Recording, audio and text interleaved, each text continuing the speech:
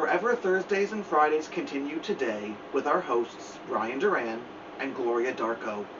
Here's a fun fact that we didn't mention in yesterday's intro. Gloria Darko is the older sister of Wilson Darko, who guest hosted last week on Maniac Tuesdays and Wednesdays. I've had the pleasure of teaching so many siblings in my classes, and I'm so glad that they have found the love of literature through the education they received in my class. They will continue reading today from Natalie Babbit's ALA Notable, Duck Everlasting. Sit back, relax, let's get cozy. It's story time with Kiyaya and Daniel. Are you a singer, an actor, an artist, a crocheter, a knitter, a cross-stitcher, a potter? Are you a crafter? Coming soon to Rude Rangers TV is Crafty Conversations with... That's right, my outspoken friend Kiyaya and I are going to be launching our new show on Rude Rangers TV this spring. Email us at craftyconversations@STITCHINGwolfdesigns.com if you're interested in sharing your story with us. Follow us on our social media accounts. Or check our website out, www.STITCHINGwolfdesigns.com, or give us a call, 516-274-0350. The possibilities are endless. Stories are such an important part of our lives. Join my friend Kiyaya and I for Get Kozy, because it's story time with Kiyaya and Daniel, where we share some of the greatest picture books and chapters from children's and young adult literature to inspire you to keep embedding literacy into your days.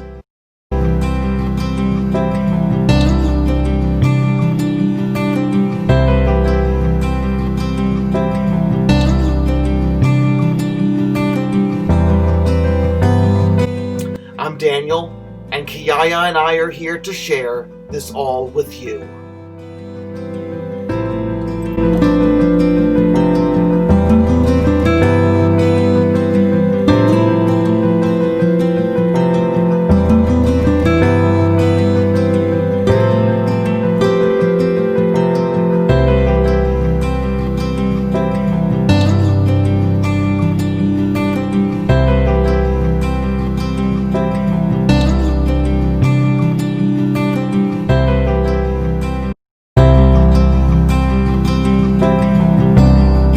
The constable was fat and he was sleepy. He wheezed when he spoke, and he spoke quite a bit as they started off, he and the man in the yellow suit. First they rushed me out of bed in the middle of the night after I've been out since sunup looking for that child, and I suppose you're going to try and run me all the way? He said sourly. I gotta tell you, this horse of mine is none too strong. I don't have to hurry her as a rule, so most of the time it don't matter. Seems to me we could have waited till dawn anyway. The man in the yellow suit was as courteous as always. The Fosters have been waiting since yesterday morning, he pointed out. Naturally, they're very upset. The sooner we get there, the sooner that child will be with them again. How come you're so deep in it? Asked the constable, suspiciously. Maybe you're in cahoots with the kidnappers. How do I know? You should have reported her right off when you saw her get snatched. The man in the yellow suit sighed. But of course, I had to find out where they were taking her, he explained patiently. I came right back after that, and the Fosters are friends of mine. They, sold me their wood.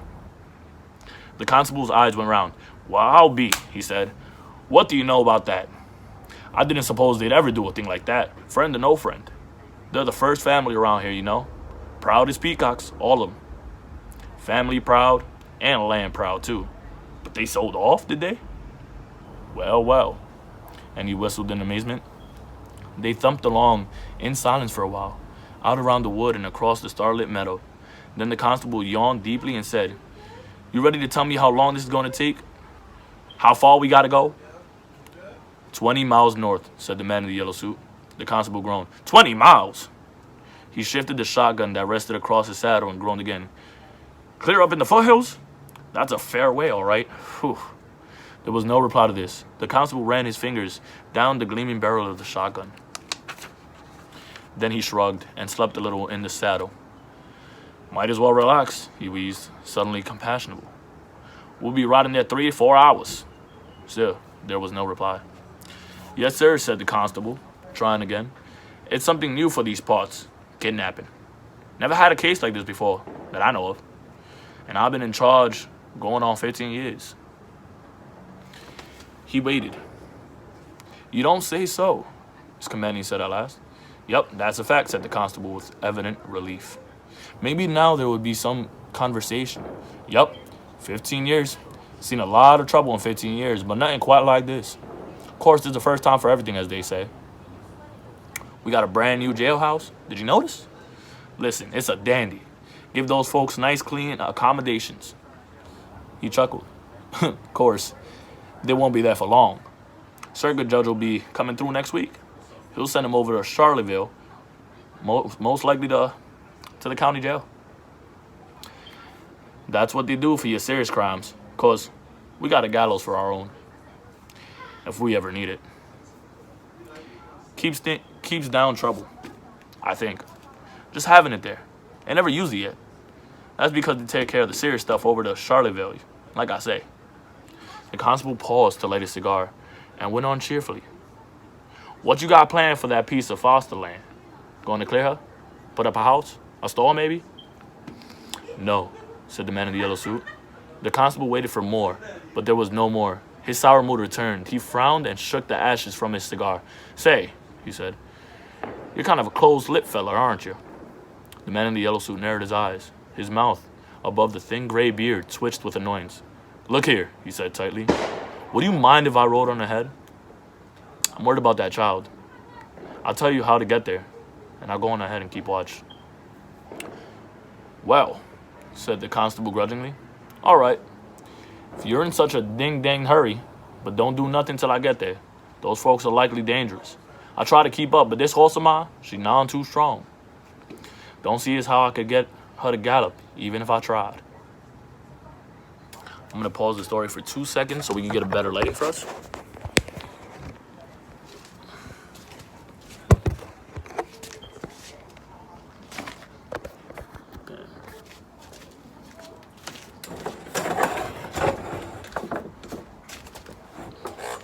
That should be better, and we'll continue off where we left off. Sorry for the delay. That's right, said the man in the yellow suit. So I'll go on ahead and wait outside the house till you get there. He explained the route carefully, then dug his heels into the flanks of the fat old horse, cantering off into the darkness where just a hint of dawn glowed on the edges of the hill far ahead. The constable chewed on the end of his cigar. Humph, he said to his horse. This constable.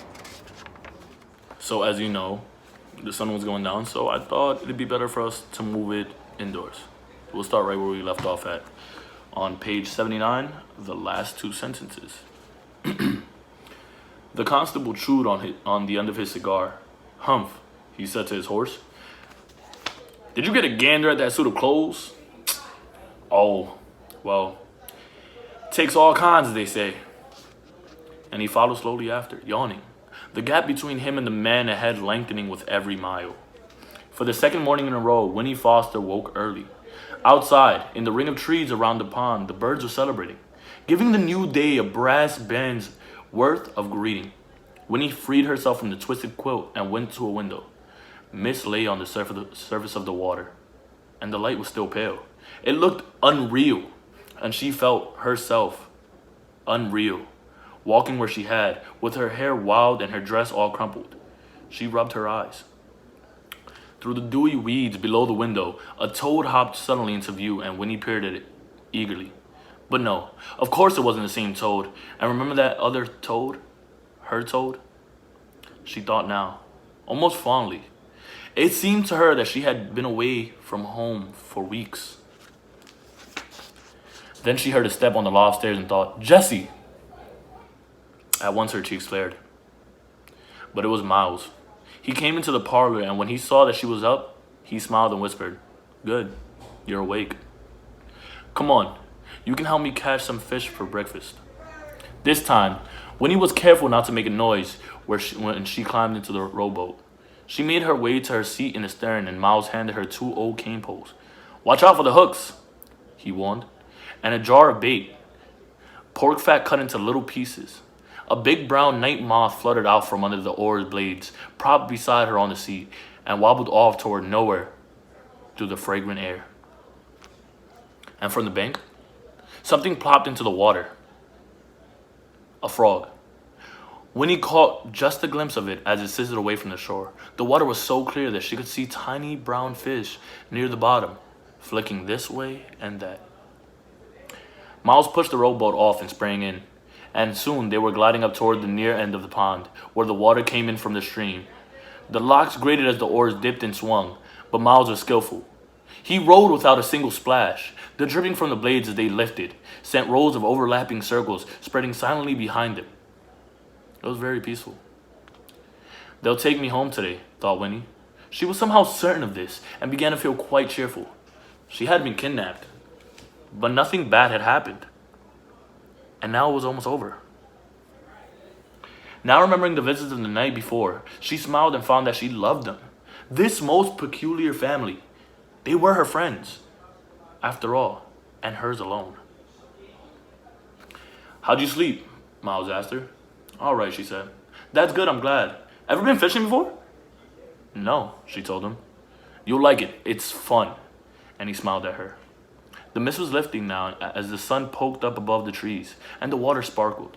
Miles guided the rowboat near a spot where lily pad lay like upturned palms on the surface. We'll let her drift somewhere, he said. There'll be trout down in those weeds and stems. Here, give me the poles and I'll bait the hooks for us. Winnie sat watching him as he worked. His face was like Jesse's, and yet not like. It was thinner, without Jesse's rounded cheeks, and paler, and his hair was almost straight, clipped neatly below the ears. His hands were different too. The fingers thicker, the skin scrubbed looking, but black at the knuckles and under their nails. Winnie remembered that he had worked sometimes as a blacksmith, and indeed his shoulders, under his threadbare shirt, were broad and muscled. He looked solid, like an oar, whereas Jesse, well, she decided Jesse was like water, thin and quick. For the second morning in a row, Winnie Foster woke early. Outside, in the ring of trees around the pond, the birds were celebrating, giving the new day a brass band's worth of greeting. Winnie freed herself from the twisted quilt and went to a window. Mist lay on the surface of the water, and the light was still pale. It looked unreal, and she felt herself unreal, walking where she had, with her hair wild and her dress all crumpled. She rubbed her eyes. Through the dewy weeds below the window, a toad hopped suddenly into view, and Winnie peered at it eagerly. But no, of course it wasn't the same toad. And remember that other toad? Her toad? She thought now, almost fondly. It seemed to her that she had been away from home for weeks. Then she heard a step on the loft stairs and thought, Jesse! At once her cheeks flared. But it was Miles. He came into the parlor, and when he saw that she was up, he smiled and whispered, Good, you're awake. Come on, you can help me catch some fish for breakfast. This time, Winnie was careful not to make a noise when she climbed into the rowboat. She made her way to her seat in the stern, and Miles handed her 2 old cane poles. Watch out for the hooks, he warned, and a jar of bait, pork fat cut into little pieces. A big brown night moth fluttered out from under the oar's blades, propped beside her on the seat, and wobbled off toward nowhere through the fragrant air. And from the bank, something plopped into the water. A frog. Winnie caught just a glimpse of it as it sizzled away from the shore. The water was so clear that she could see tiny brown fish near the bottom, flicking this way and that. Miles pushed the rowboat off and sprang in, and soon they were gliding up toward the near end of the pond, where the water came in from the stream. The locks grated as the oars dipped and swung, but Miles was skillful. He rowed without a single splash. The dripping from the blades as they lifted sent rows of overlapping circles spreading silently behind them. It was very peaceful. They'll take me home today, thought Winnie. She was somehow certain of this and began to feel quite cheerful. She had been kidnapped, but nothing bad had happened. And now it was almost over. Now remembering the visits of the night before, she smiled and found that she loved them. This most peculiar family. They were her friends, after all, and hers alone. "How'd you sleep?" Miles asked her. "All right," she said. "That's good, I'm glad. Ever been fishing before?" "No," she told him. "You'll like it. It's fun." And he smiled at her. The mist was lifting now as the sun poked up above the trees, and the water sparkled. Miles guided the rowboat near a spot where lily pad laid like upturned palms on the surface. "We'll let her drift somewhere," he said. "There'll be trout down in those weeds and stems. Here, give me the poles and I'll bait the hooks for us." When he sat watching him as he worked, his face was like Jesse's, and yet not like. It was thinner, without Jesse's rounded cheeks, and paler, and his hair was almost straight, clipped neatly below the ears. His hands were different too, the fingers thicker, the skin scrubbed looking, but black at the knuckles and under their nails. When he remembered that he had worked sometimes as a blacksmith, and indeed his shoulders, under his threadbare shirt, were broad and muscled. He looked solid, like an oar, whereas Jessie, well, she decided Jessie was like water, thin and quick. Miles seemed to sense that she was watching him. He looked up from the bait jar and his eyes, returning her gaze, were soft. "Remember I told you I had 2 children?" he asked. "Well, one of them was a girl. I took her fishing too." His face was clouded then and he shook his head. "Her name was Anna. Lord, how sweet she was. That child. It's queer to think she'd be close to 80 now, if she's still alive. And my son? He'd be 82. When he looked at his young, strong face, and after a moment she said, "Why didn't you take them to the spring and give them some of the special water?" "Well, of course. We didn't realize about the spring while we were still on the farm," said Miles. "Afterwards, I thought about going to find them. I wanted to. Heaven knows. But when how'd it have been if I had? My wife was nearly 40 by then, and the children, well, what was the use? They'd have been near grown themselves. They'd have a pa close to the same age they was. No. It'd all have been so mixed up and peculiar. It just wouldn't have worked. Then pa, he was dead set against it. Anyway, the few people know about the spring," he says, "the fewer there are to tell about it. Here's your pole. Just ease down in the water. You know when you get a bite." When he clutched her pole, sitting sidewise in the stern, and watched the baited hook sink slowly down, a dragonfly, a brilliant blue jewel, darted up and paused over the lily pads, then swung up and away. From the nearest bank, a bullfrog spoke. "There certainly are a lot of frogs around here," when he observed. "That's so," said Miles. "They'll keep coming too, long as the turtles stay away. Snappers, now. They'll eat a frog soon, just look at them." When he thought about this peril to the frogs inside, "It'd be nice," she said, if nothing ever had to die." "Well, now, I don't know," said Miles. "If you think on it, you come to see there'd be so many creatures, including people. We'd all be squeezed in right up next to each other before long." When he squinted at her fishing line and tried to picture a teeming world, she said. "Yeah, I guess you're right." Suddenly, the cane pole jerked in her hands and bent into an arch. Its tip dragged down nearly to the water's surface. When he held on tight to the handle, her eyes wide, "Hey!" cried Miles. "Look here, you got a bite. Fresh trout for breakfast, Winnie." Fresh trout. Doesn't sound too bad. But just as suddenly as the pole whipped straight again and the line went slack, "Shucks," said Miles. "Got away." "I'm kind of glad," Winnie admitted, easing her rigid grip on the butt of the pole. "You fish, Miles. I'm not so sure I want to." And so they drifted for a little longer. The sky was blue and hard now. The last of the mist dissolved in the sun. Stepping higher above the trees was hot on Winnie's back. The first week of August was reasserting itself after a good night's sleep. It would be another searing day. A mosquito appeared and sat down on Winnie's knee. She slapped at it absently, thinking about what Miles had said. If all the mosquitoes lived forever, and if they kept on having babies, it would be terrible. The Tucks were right. It was best if no one knew about the spring, including the mosquitoes. She would keep the secret. She looked at Miles and then she asked him, "What will you do if you got so much time?" "Someday," said Miles, "I'll find a way to do something important." Winnie nodded. That was what she wanted. "The way I see it is, Miles went on. It's no good hiding yourself away, like pawing lots of other people. And it's no good just thinking of your own pleasure either. People got to do something useful if they're going to take up space in the world. But what will you do? Winnie persisted. I don't know yet, said Miles. I ain't had no schooling or nothing, and that makes it harder. Then he set his jaw and added, I'll find a way though. I'll locate something. Winnie nodded. She reached out and ran her fingers across the lily pad that lay on the water beside the boat. It was warm and very dry, like a blotter, but near its center was a single drop of water, round and perfect.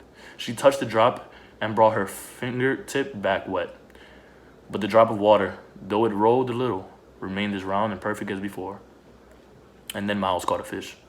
There, it flopped, in the bottom of the boat, its jaws working, its gills fanning rapidly.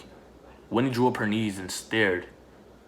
It was beautiful, and horrible too, with gleaming rainbow-colored scales, and an eye like a marble beginning to dim even as she watched it. The hook was caught in its upper lip, and suddenly, Winnie wanted to weep. Put it back, Miles, she said, her voice dry and harsh. Put it back right away. Miles started to protest, and then looking at her face, he picked up the trout and gently worked the barbed hook free. All right, Winnie, he said. He dropped the fish over the edge of the boat. It flipped its tail and disappeared under the lily pads. Will it be all right? Asked Winnie, feeling foolish and happy both at once. It'll be all right, Miles assured her, and then he said, people gotta be meat eaters sometimes.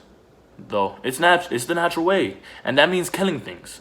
I know, said Winnie weakly. But still, yes, said Miles, I know.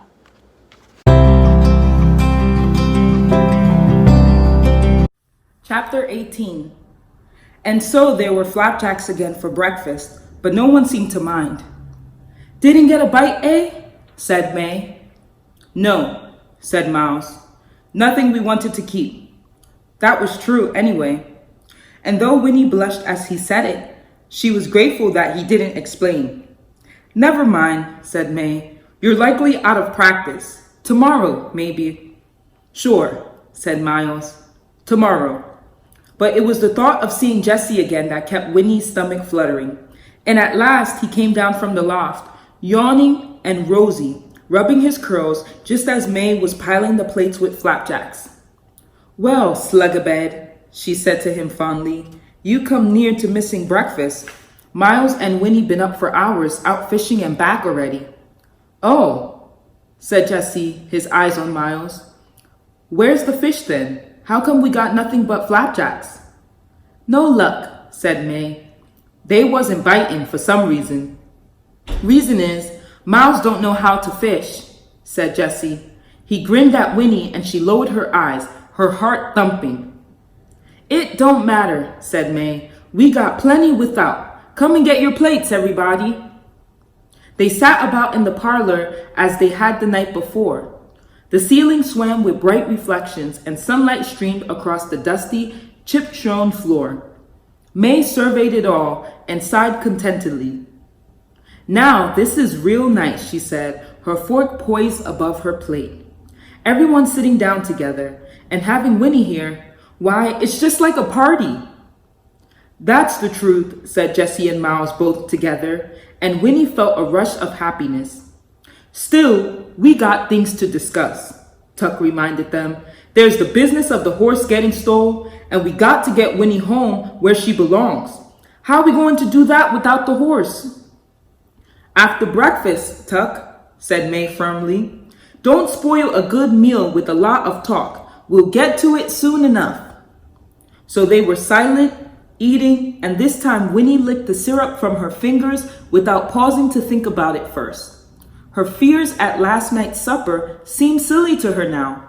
Perhaps they were crazy, but they weren't criminals. She loved them.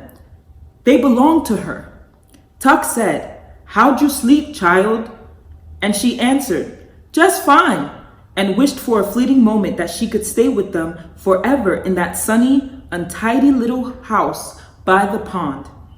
Grow up with them, and perhaps, if it was true about the spring, then perhaps when she was 17, she glanced at Jessie, where he sat on the floor, his curly head bent over his plate.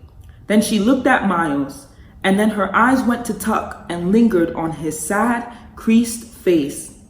It occurred to her that he was the dearest of them all, though she couldn't have explained why she felt that way. However, there wasn't time to wonder, for at that moment, someone knocked at the door. It was such an alien sound, so sudden and surprising, that May dropped her fork and everyone looked up startled. "Who's that?" said Tuck. "I can't imagine," whispered May. "We ain't never had callers in all the years we've been here." The knock came again. "I'll go, Ma," said Miles. "No, stay where you are," she said. "I'll go." She put her plate down carefully on the floor and stood up, straightening her skirts. Then she went to the kitchen and opened the door. Winnie recognized the voice at once. It was a rich and pleasant voice, the man in the yellow suit, and he was saying, "Good morning, Mrs. Tuck." "It is Mrs. Tuck, isn't it? May I come in?"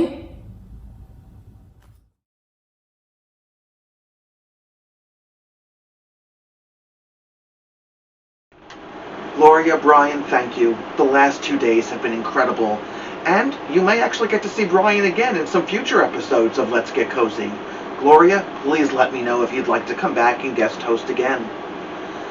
Stay safe, stay healthy, keep reading. Reading is power.